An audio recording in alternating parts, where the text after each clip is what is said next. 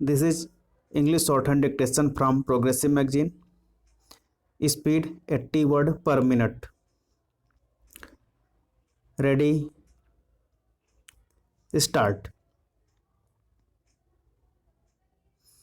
Mr. Chairman, sir, I thank you for allowing me to participate in this debate. Firstly, I support the grants allotted to this ministry. I personally feel the allotment is less as the ministry and the government are going in for the new education policy, wherein culture, education, and sports have been clubbed together.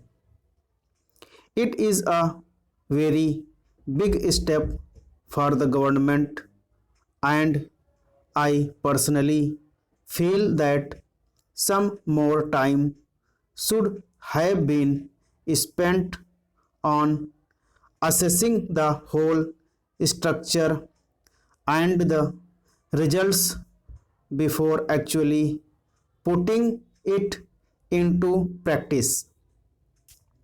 Sir, there are two major things which have affected our education, and that is the rural and the urban people have to be separated. They have different standards of living. It is one crux of the problem, and the gap has to be bridged so that the youth living in the rural areas have equal opportunity, equal standing along with the urban youth and society. Secondly, educational institutions like any other institution should have autonomy for achieving better standards. Whenever there is competition, there is always an attempt to do better. For that reason, to improve the educational system, to improve better educational facilities, it would be advisable to give more powers to these institutions so that compete with each other for better results.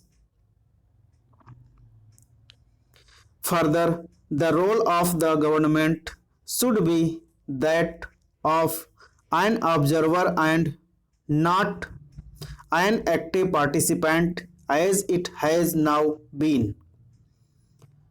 Sir, there is too much of involvement, political involvement, which hinders the development of the institutions and also the educational system.